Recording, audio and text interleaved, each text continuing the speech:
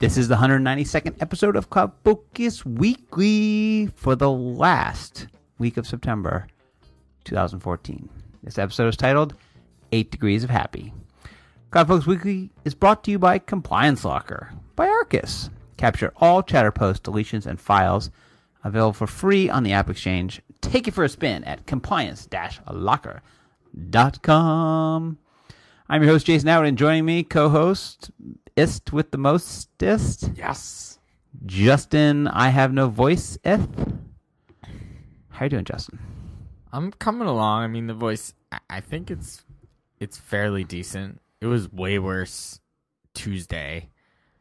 I had a call on Tuesday morning, and It was bad. they were like, "What's wrong with you? What happened to you? Where did you go last night? I don't know. What's Where did wrong you with go on Monday night?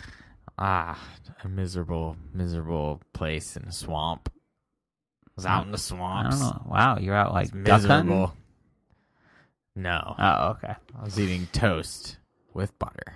Were In the you swamp. at the Jets-Bears game with me? I happen to be, Oh, okay. yes. All right. And my voice is actually still not 100% recovered Yeah, from the situation, so I might drink this whole bottle of water. during- copious amounts. Yeah. All right. Well, we Might take a bio break in the middle. maybe of the podcast. Yeah, a little you'll weird. just talk, and I'll just keep I'll just come talking. back. It's not that I couldn't keep talking if you weren't here. It's that when you get It's up, that like everyone would stop listening. no, it's just that Oh. it's disconcerting, and I'm not prepared for it. I just prepared you. Oh, okay. So I'll have a lot to talk about. Yeah. I probably could. This is an episode that I probably could talk about completely This is your episode. by myself. All right. We got a agendum. Don't even know where that came from. What is wrong with you? You know, I was really tired, but actually doing some podcasting. I realized what the problem with the blog and What the podcast is your problem? because we have blog written in front of us on the Google Doc here. So I'm always thinking blog. Yes, we just removed that podcast. So the blog of the week. Oh, that's terrible. That yeah, was I'm worse. gonna kill you with that. All right, so we have that, and then really this is the week of appenings, Applenings, as the both the iPhone 6 and 6 Plus You're are really released. Terrible I'm today. good. Plus iOS 8 is out, so lots of new stuff to talk about. You and I have actually had, I think, 48 hours? Yeah, I think I set mine up Tuesday. Yeah, 48 hours. So- Tuesday right around this time. Yep, so we've had 48 hours with our phones, and we've had iOS 8 I've had it for over a week, so we can talk about all that. Had iOS 8 for 48 We can talk about hours. Bentgate. We can talk about Isn't it Bendgate? it's either Bentgate or Bendgate. Depends if it's bent or bending. It's future or present. You know what's good? My pants. I don't wear my tight pants like Jimmy Fallon. Well, we'll talk about that. But first, let's put a little work into the podcast. Put a little pin in Winter 15. Yes. So you can go back in time to Dreamforce 14. Is this the last of This is it. We're on to Dreamforce. All right. So Dreamforce is so close. I can taste it. you can taste it. I can taste I can smell San Francisco. Yes. So this is the last blog for Winter 15, which is not even hit us yet. But you should be reading up on these. Go to blog.arkusinc.com. The last one is entitled New Features in Winter 15 for Work.com.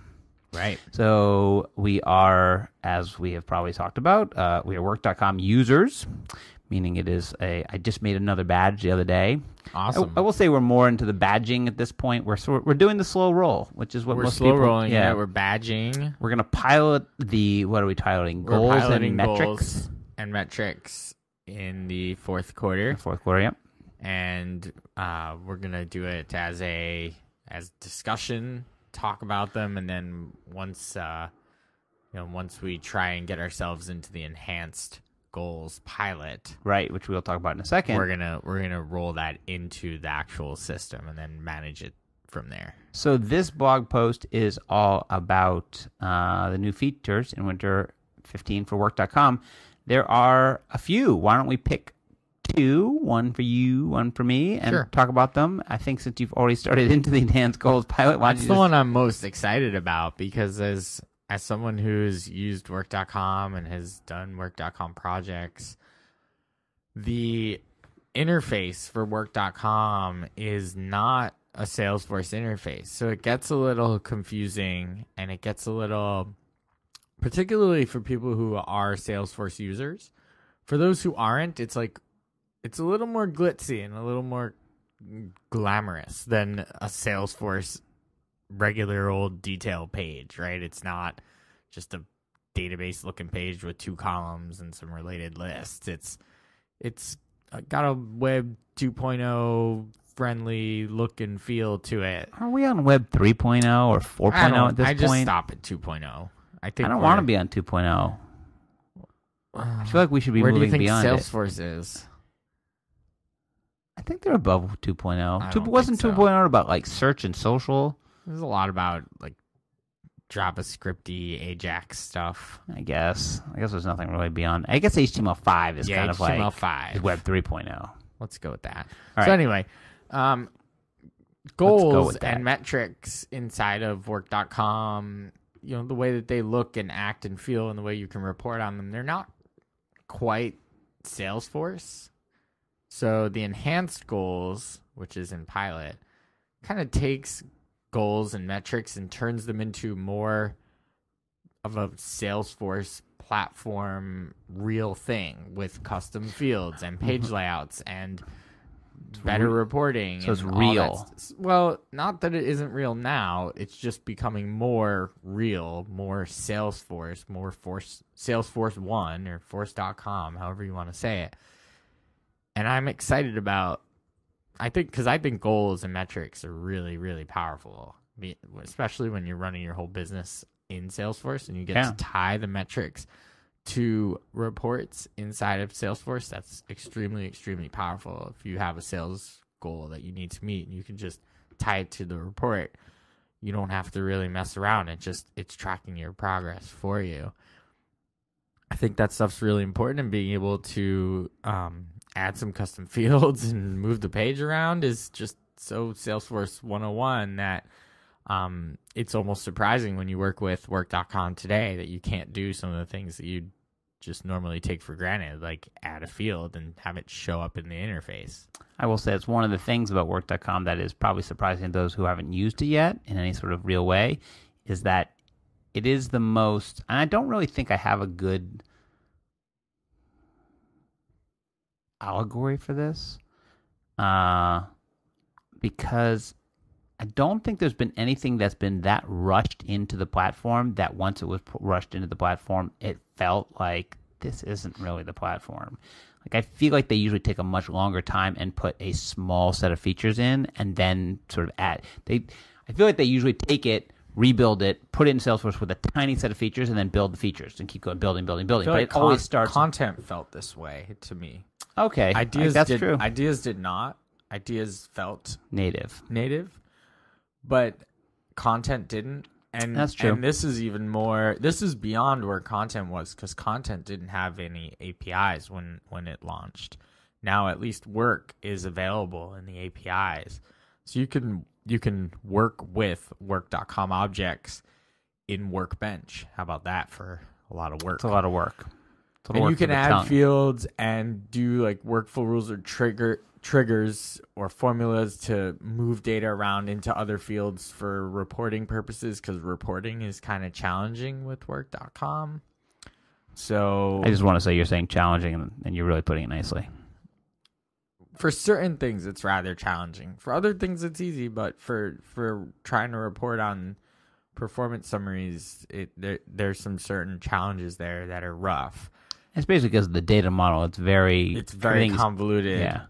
And everything's particular. The performance summaries, it's almost like like you said, they took this product and they plopped it in, but really it was like 3 products and then plopped it in. Like, you've got this feedback, which is really the summaries and feedback. And then you've got the recognition, and then you've got goals, and they're all kind of different. So they took these 3 apps, said this is one thing, and then put it in without truly, really thinking about it and putting it on the platform. But it's getting there, and that's why I'm excited about enhanced. They're calling it enhanced goals. They should just call it like real goals, Salesforce goals, Salesforce goals, because it's coming away. It's making its way. Things are making their ways into the publisher. Things are making their way into the mobile, and to me, this is really the platformizing of it in a true way. And speaking of which, one of the other things mentioned in the blog post is a new badge tab. So things are going to get tabs, which are going to sort of be much more Salesforce-driven, list views, usability, and then also go on to Salesforce One Mobile. So you'll see a lot of stuff like that. So anyway, if you want to read more on the Winter 15, again, I think there was four total. They're actually all linked at the bottom of this one and related content. So we did a rapid notes reaction, why sales teams, the service enhancements, and then finally the new features in Winter 15 for Work.com. So all the Winter 15 goodness, including our podcast, see, I did it again, that we then went over these things, all linked in blog.arkusinc.com. Go there, enjoy, be merry. Speaking of merry, you are holding your phablet in your hand. It makes your hand look even smaller than it is. We have some Apple news. So we talked about the big release or the big announcement, which was, 3 weeks ago? Feels like just yesterday. 2 weeks ago. 2 weeks ago? 2 weeks ago. And Apple said they're going to put out their phones. They went on sale. Craziness ensued last Friday. We did not partake in the craziness. I have in the past, and I enjoyed it. But it's like I don't know, doing something that you do only once, right? You done once, you don't need to do it again. So we have lots of Apple-y news, and we even have a little tie-in to Salesforcean news. So we'll kind of tie that in. Justin's looking at the thing, and he doesn't know where it is. That's fine. I don't care. He knows what I'm talking about. You're talking about. So should we talk about the OS? Let's talk about the OS first. Okay. iOS 8. I'm just because really did you getting have to it know. On your old device first? I had it on my iPad. Okay. And then I knew I was getting the phone, so I updated the phone the night before, just so when I restored it, it would restore to iOS 8. Although you don't have to do that. Amazingly enough, I restored from the wife's. I restored from her iOS 7 to into iOS 8. Worked fine. If I would have known that, I would have done that, because I plugged it into the machine, to the computer for the first time ever, and didn't like it. It just started syncing apps over that I What really asked didn't. you? No, it didn't. It just started going. Oh, and I was like, "Oh, stop!" Yeah. And then the whole photo thing was a mess. I didn't enjoy that experience. I like not plugging this into things. Yeah, except for when the update's 5.6 gigabytes that was or whatever. why I had to plug it in, so I had to do it. So I'm not ultra familiar with like everything. I've started to notice some things that I really like. I don't. Now this is where the hardware and the software is going to have to come to a bit of a cross here. I don't know if does yours work in landscape like at all? Some apps work in landscape, but it does not work like yours, like the 6 Plus that does so like my home screen will go to landscape. Does phablet landscape. Cool. Yeah. Fine. I don't think that's all that spectacular, but mail in landscape is awesome, because I'm used to working on my iPad mini in landscape, and to me it's a very familiar view of the universe. So is it the exact same landscape? Yeah, I will show you. So yes, it's the exact same experience as working inside of your iPad mini, which I'm very familiar with. And the keyboard is really a good size, and when you can see it when you're holding it in the landscape mode. The thumbs are very able to type on that very nice large keyboard with all sorts of nice little shortcuts on it also. So let's talk about some of the iOS 8 specific things. I'm actually going to use, this is sad, I'm going to use the, there's a app that they throw on your tips. I'm going to... They just throw that on there. So I think the big thing to me is that Apple, again, there's two post-Steve Jobsian things I think are going on. One, I don't think Steve Jobs would ever release two sizes of a phone. I feel like he would just say, nope, here's the size that everybody wants. This is the right size. This is the right size.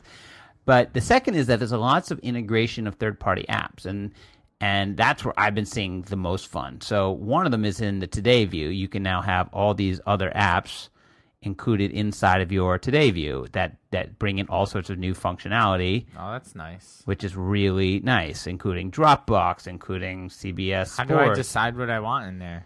Yeah, it's at the bottom. You just click on says edit. Yep. See, now I'm going to learn a lot. You are. in the You're going to next learn a lot. 10 minutes, I feel. So that's one. And then the second one is when you're sharing things. That's fantastic. When you're sharing things now, you can now customize what's in the share. So like I have in my share now 2 new things, Evernote and OmniFocus, so I can share directly into OmniFocus or Evernote right from the share. There's lots of other stuff. I'll tell you the one that's really fun that everybody's got to try.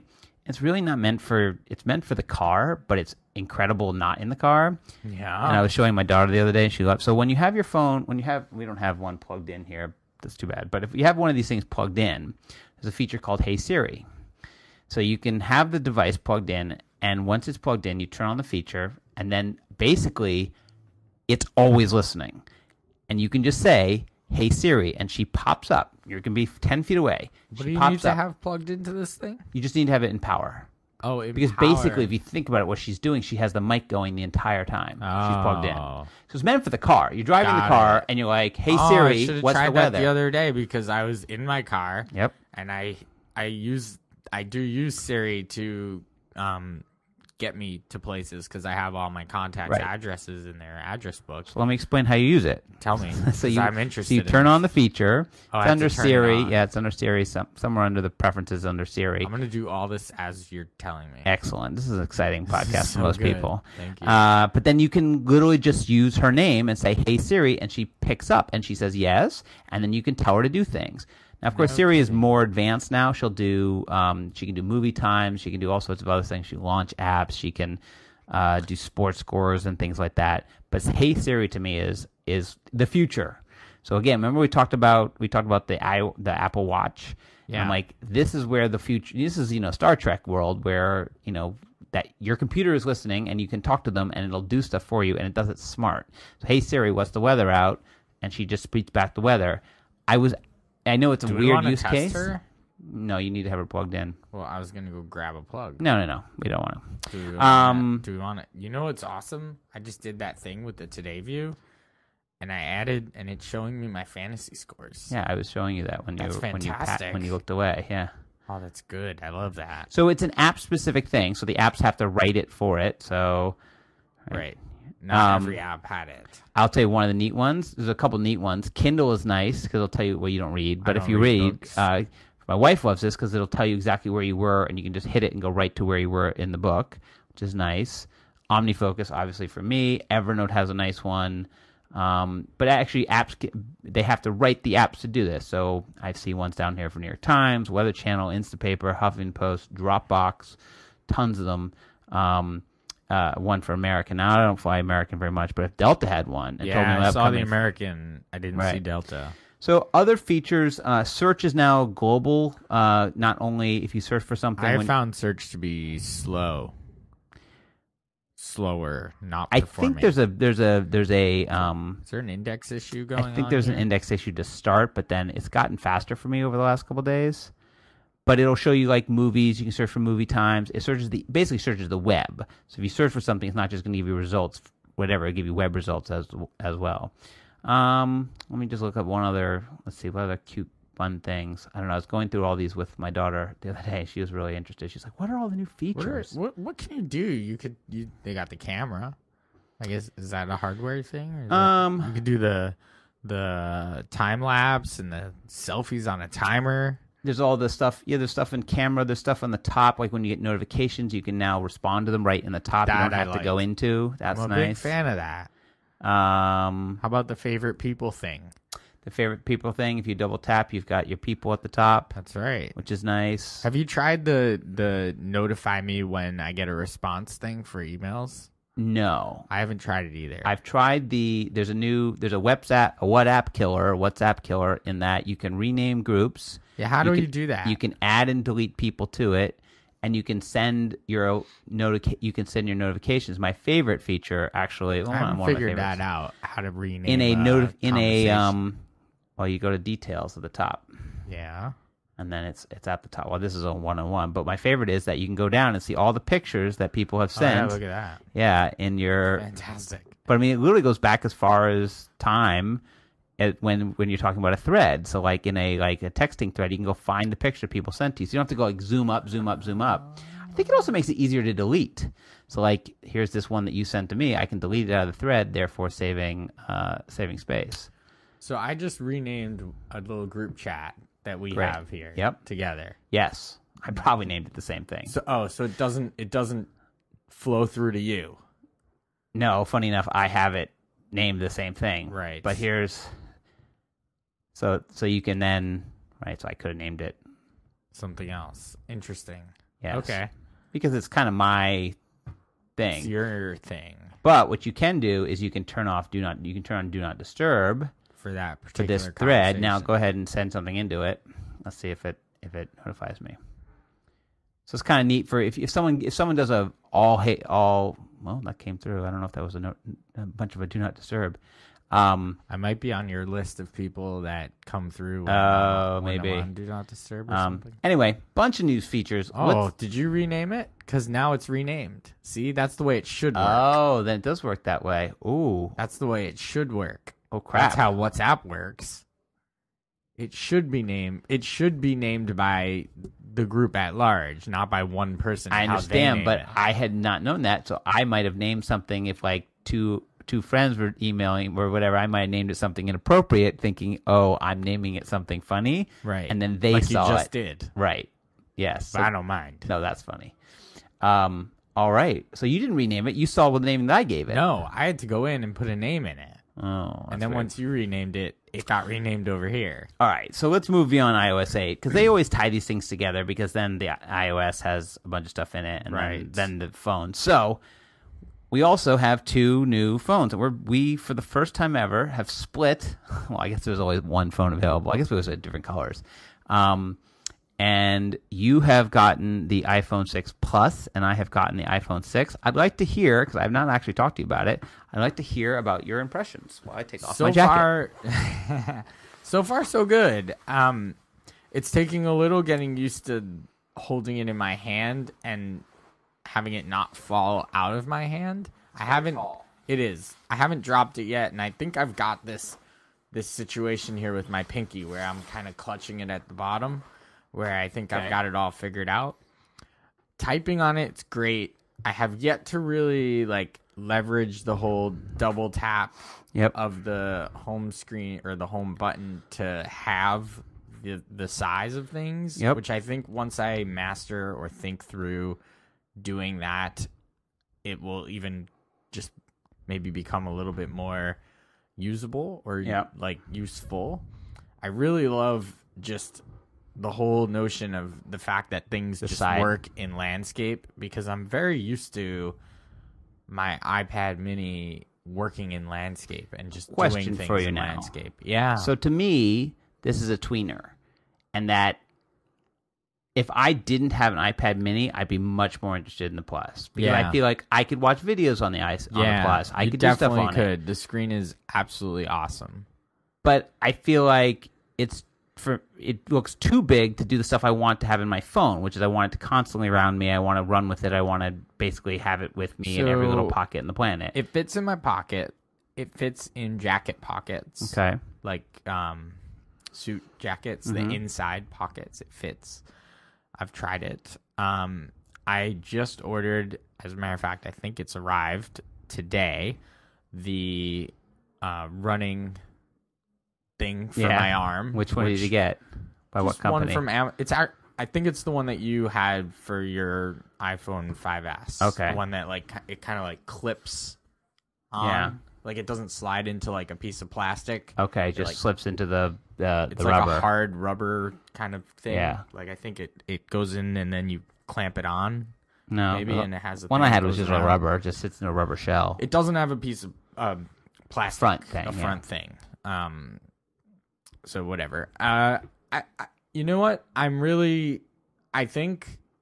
at the moment, it's a little overwhelming, the size of it. But I have a feeling that because just as soon as I brought it home and I was switching between when I had this one in my hand and then I had the 5S in my hand and I was sort of transferring, I went back to the 5S and I was like, immediately, I was like, too small. Like almost immediate. It was like within 2 hours, it was just, nope, this thing will not cut it any longer. And I didn't even have it on anymore. I was just factory restoring it, right? So I can get rid of it. And the 5S, the 5S. Yeah. I was just like, nope, like this thing's too small immediately. And it was. I was like, yeah, it made me feel really a lot better about it. I think just landscape is fantastic. I do like working in landscape mode. I very rarely, if ever, actually talk on the phone using the phone, like holding the phone that's true. up to my ear. So like the fact that it's that big, it doesn't really bother me because I'm often like talking using the headphones. Yep.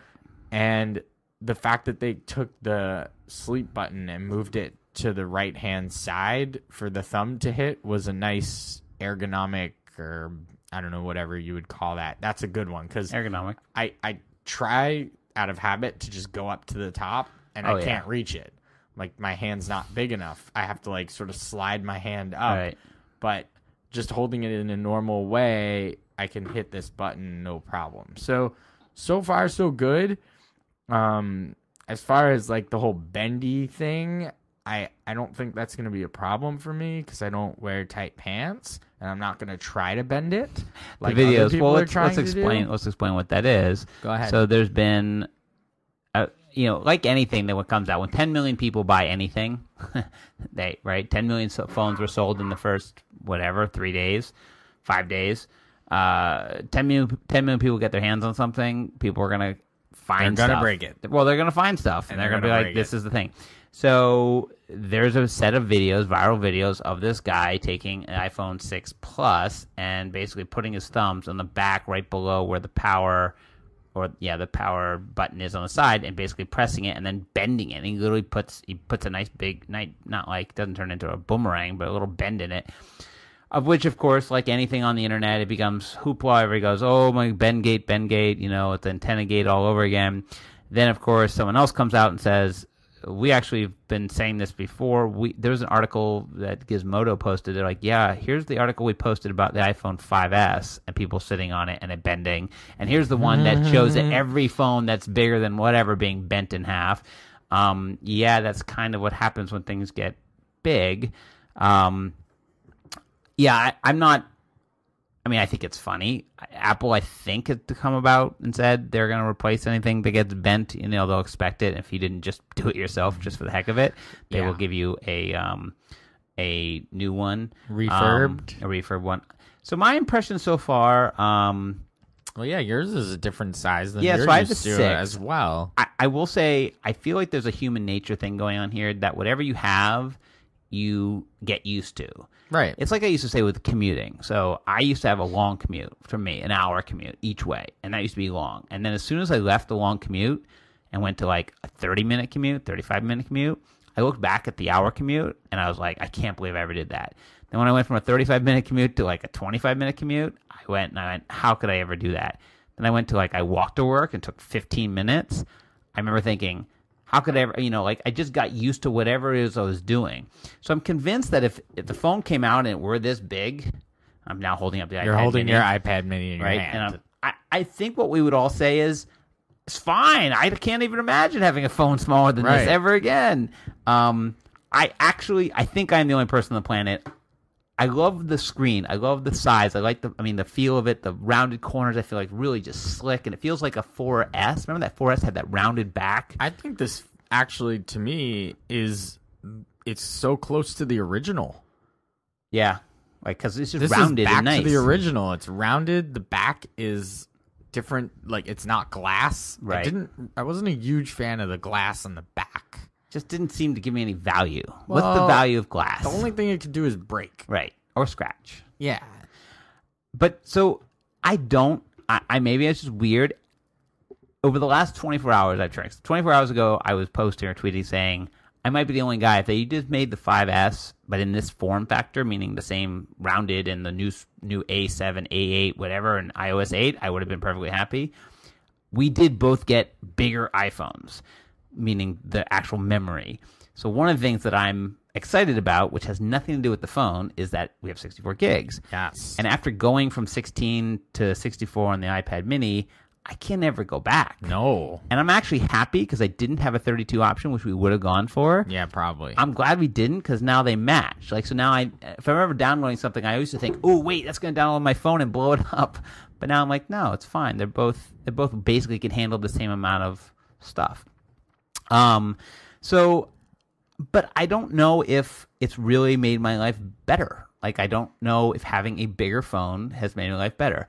Until today, when I went into the office and I was watching a video, and I was thinking, oh, well, now is this happening to me that why am I watching a video here? And the only reason was I couldn't get to load on my iPad mini, which I normally would have done and walked in watching on my iPad mini. And I was kind of like, oh, it's actually it's not a terrible experience watching a little video on the 6. So I really like it. Do this exercise. Yes. Not that one. Oh, Stop doing that. Okay. Things are moving. It's not good. That sounds great. In a week's time, Yes. pick up your 5. Oh, I've already done that. It's crazy. It's like, oh my, who miniaturized Why these did you phones? make this phone so small? Yeah. How dare you? Yeah, it's so crazy small. This thing that's like perfectly great.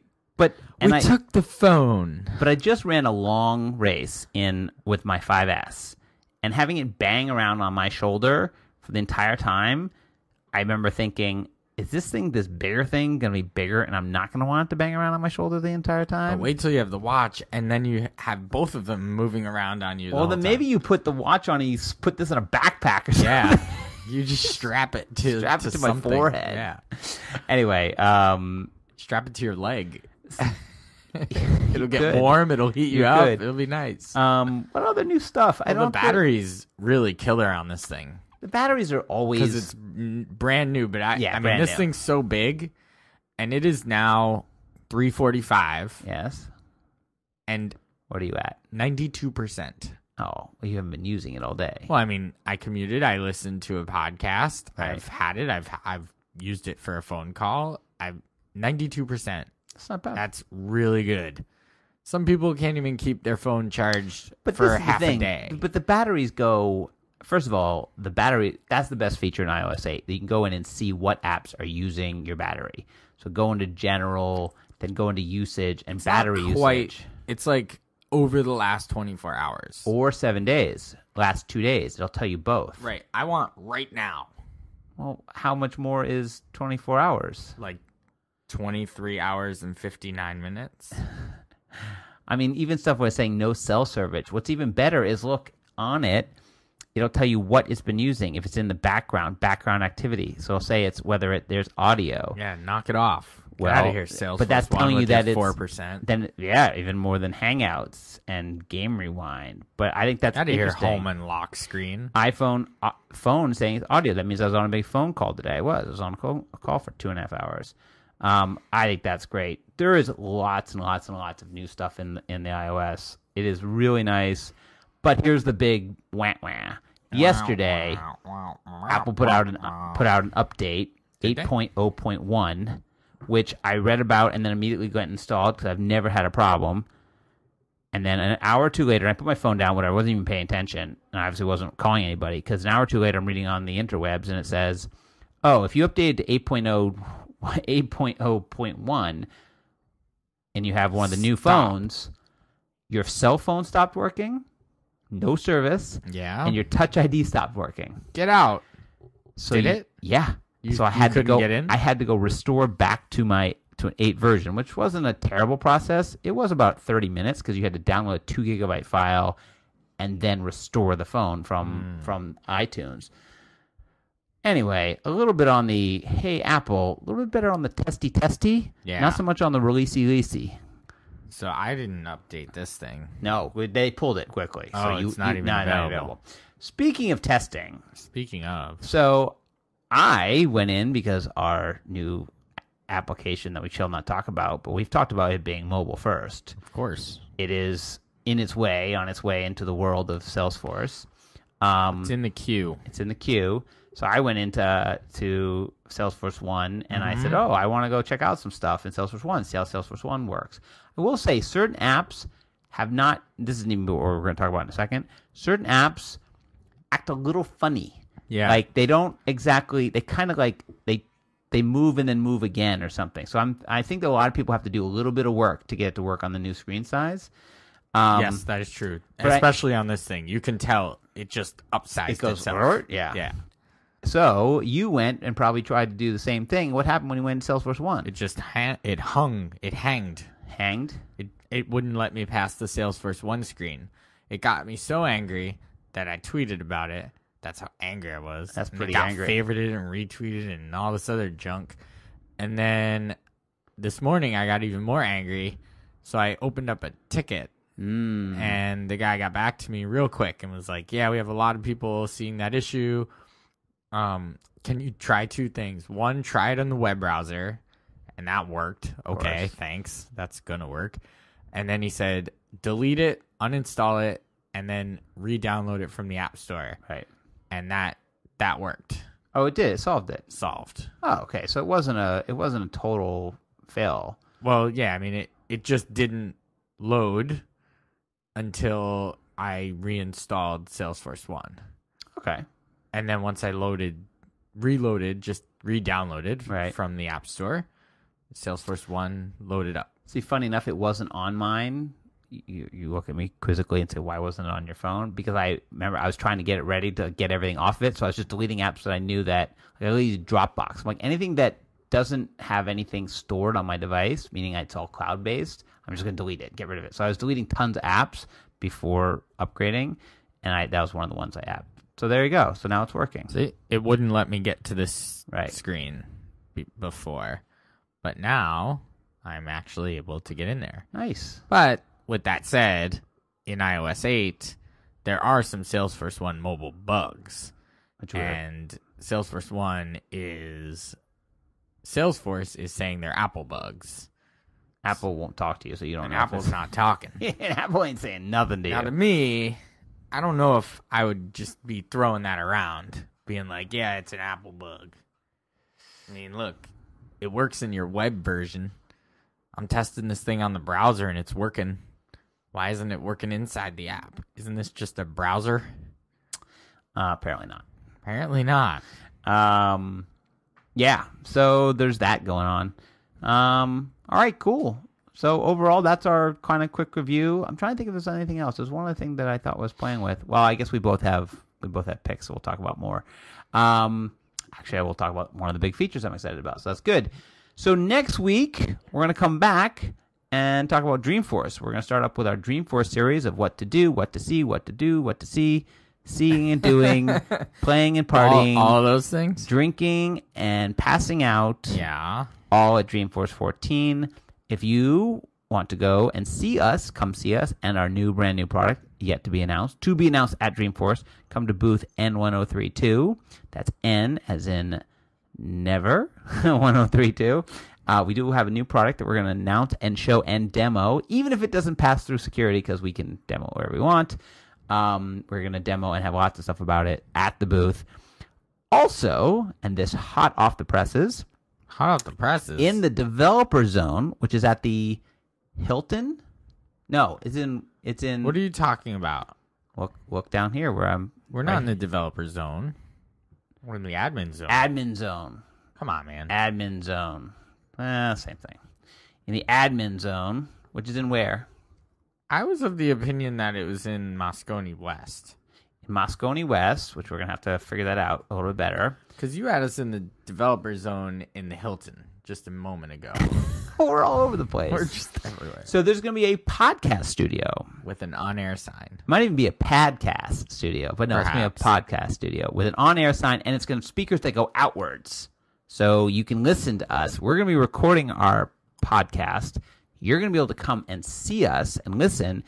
And then maybe there'll be some, I don't know what. So with this, there'll be punch and pie. There'll be punch and pie. Everybody comes with punch and pie. So here's the dates. Monday, I have to make sure. Is it October 13th? I think it is. Just want to make sure. I just wrote those down. You just pulled them out? Yeah, I just pulled them just out. Like whatever? Yeah, no, that's right. I'm correct. Monday, October 13th. Oh, Columbus Day, my favorite. There you go. From 2 to 2:45, we'll be podcasting. Tuesday, the 14th, from 12 to 12:45 p.m. And Wednesday, October 15th, from 1 to 1:45. So basically, 45-minute spots. But if you just showed up, how about this? Monday, October 13th at 2, Tuesday, October 14th at 12, and Wednesday, October 15th at 1. We will, of course, put this all in a blog post eventually and talk about it. But if you want to write it down now, we are going to bring some swag, so you want to be there for that. You will also be able to meet us, I guess, if you want, or do whatever you want. You know what? Are we going to be... Does this math work out? Will we be there for episode 200? No. Still not. Very close. So close. So close. Oh. It is really close. It won't be that close. Well, it's going to be like within 3 episodes. Yeah, it's true. That's very close when you're talking about 200. That's true. But we don't care about 200. Well, the votes were in, and it looked like 250 was the winner. Yeah, I know. By like one vote. All right, I'll wait till 250. Wonder whose vote that was. All right, so we'll talk about all the Dreamforce stuff next week. Let's get to our CloudFocus app pick of the week. I think they're both going to be iOS 8 apps. Yes. So I am excited about this health kit and the health app.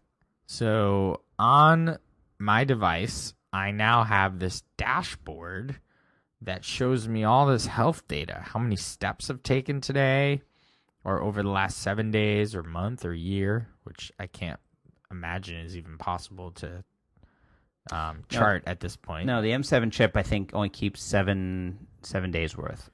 Yeah, so I don't know what a year is going to do here. Walking, running, distance, all sorts of different health data. And what I'm really excited about is when apps start to connect to this thing. Because I don't want to, I can manually add data points to this thing. Like when I'm in bed, when I've been asleep, when I started sleeping, when I stopped sleeping to do sleep analysis. I can do things like, body measurements, height, weight, body mass index, etc. I'm really excited for things to tie into this, though. In particular, like when my running app starts tying into this. There was another one that I was really excited about, like in terms of like tying into this thing. Heart rate monitor. No, there was something I was really excited about, and now I can't remember. So upset. Anyway, I really like this tracking stuff. Really? Because I've been talking about it for like 3 years. And I'm getting you've always into been like, it now. You know what I need? I needed like stuff. You needed I needed like $800 a thing. phone. I guess so. I mean, there's some weird stuff in here that you can track. Number of times fallen, potassium, protein, resting calories. So you should know that health app is actually backed by a set of APIs called Health Kit. That's what I said, Health Kit first. Okay. And then the app is the and health so app. all of these apps, like I use what do we use? Runkeeper. I use Argus. I use a heart rate thing that you can measure your heart rate. All those apps within very soon, hopefully, will all be able to push their data into this app. So then the app becomes kind of... Yeah, you have this sources tab. Right. And right now there's nothing. Nothing, because nothing pushes in because they haven't updated it yet. Can't wait for some stuff to get in there. See, it's right in my folder with Runkeeper. And then you throw on the Apple Watch, and you throw on the device. It's on my purchase list. Whenever someone figures out which one is a scale that talks to the phone. Yeah. And that goes into Health Kit. Right. You step on the thing, it talks to Health Kit, it puts in the weight. Tweets my weight. I don't want to tweet my weight, but I'm just saying I'd like it to record it. I want to tweet my weight. I think that's motivational. It should. There is an app that already does that. I mean, you got to have a scale there's a scale, but I want it to go into this. So very cool, and it was free, and it's from Apple, and it's with iOS 8, which was also free. Which is, by the way, this whole new thing of all the iOSs. I mean, all OSs have been free. Wait, iOS has always been free. No. Yes. No. iOS? Yeah. First couple, they made you pay like $1.99. Yes, they did. They made you pay because no. You want how much you want to bet me? You want to bet me 2 new phones? $1 million. Yeah, they did because of accounting purposes. They had to pay, you had to pay for it. Yes. For iOS? Yes. But I haven't paid for iOS in years. Don't tell me, like, now. It's great now. Like, you haven't paid for iOS in 5 years. At least. Oh, yeah. So don't be like, now. No. All of a sudden. But I said all OSs now. Really? All? What Windows OS is have free? you? What OS on the Apple platform have you had to pay for in the last 3 years? Well, you just made a blanket all OS. Like every OS ever is free. No, I'm saying all Apple OSs in the last 3 years have been completely free. Before that, both the iOS and the Do not Mac remember paying for iOS ever. It did. No way. Yep. No. Yes, There's no way. it is. We're both trying to find this now. I'll find you which one it was. It was probably like 4 or 3 or something. It was an early one. No way. Yep. Anyway, all right, can I make my pick? Yeah, you can make a pick. Whatever you want All to right, do. so one of the great features, this is two worlds combining or colliding.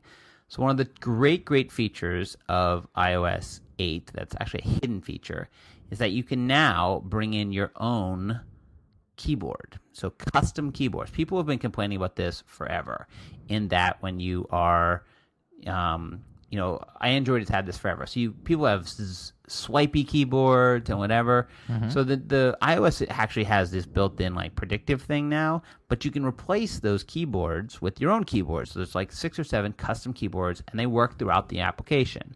I was not very excited about this feature because I'm like, why do I want a custom keyboard? I want to just type. I don't want one that I have to talk Klingon to. Like, I just want to be able to type. Until I saw a company that I know, Smile Software, put out a new version of an iOS app that I'd never bought because I was always like, why do I need that app? But then one of the feature lines was, and works on every app in iOS, and it's Text Expander. So now Text Expander for iOS works by becoming a custom keyboard. So anywhere you are with the keyboard in the app, you can do Text Expander. That's okay. Mind blown is when you say, connect up and pull in all my snippets from inside from my that I have on my Mac, pull them all into this through Dropbox. Yeah. So every snippet that I have, we talked about this a little while back, how Dropbox was going to be this like connector for apps, right? And different platforms, and you just store like the preferences in Dropbox. We talked about this maybe like 6 months ago, and now you're seeing the fruits of that labor. Yeah, it is. Pretty awesome. It is pretty awesome, and I will say, I flip back and forth to it. I'm not finding it brilliant yet. I love the app, and it's $4.99, so I think it's going to be there. Here's what I don't like about it. What? Okay. Well, you have to flip it, right? You have to flip onto the keyboard, and then the keyboard's on. Yep. But it's not a good keyboard if you're just doing other things. You're right. It's not a great keyboard. It's an awful keyboard for doing other things. Well, it's good for text expanding, but it doesn't do. Look at that on the side. What's happening to it? Yeah, what it doesn't do very well at all is, not good.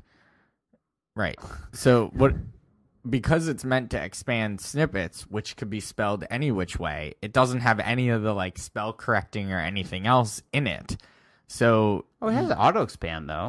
Yeah, but it doesn't have like spell correction. It does. No. I found it really difficult to actually type with it. No, it has full auto. It has full whatever. What it does is a little weird. Is it jumps between upper and lowercase, which I don't like. So it kind of moves the keys, and it doesn't have the. It has the auto expand, but doesn't have that new one at the top that's predictive. Anyway, and it's actually a different keyboard. Like if you flip to it, like I'm flipping from that keyboard to. Oh no, I'm talking Siri. Oh no. If I flip over, like the keys are not the same. You're not hitting the right thing. Give me this. Anyway, so it's Text Expander 3 for iOS. I feel like it's a good start. It needs to go pretty far. It had my mind blown, but then I actually started not loving the keyboard. I feel like they'll fix it because I feel like they had iOS 8 but didn't have the phones. But look, you see what I'm saying? Like if I start typing and I want to type thanks and I miss it by like it doesn't know what to really do. Whereas if you flip the other one, it will. Yeah. It's kind of just a different... It's not the same experience typing on it until it gets to that point. Because it's not doing the predictive texting. Right. So when it gets there, it's like, ooh, now I've got it. I'll just use this keyboard. Right. But because it's meant to spell things incorrectly, I don't think it will ever do that. So it's not meant to be your all full-time keyboard. Oh, The point of text expander is to actually spell things wrong. Kinda. That's true. You're not trying to spell things correctly. You're just trying to put words in there that you would never actually use. Otherwise, you expand things. That happened to me the other day. I was like, I got to change that snippet. All right. Well, so maybe it's not the best pick ever. Well, no, it's a good pick, and it's a great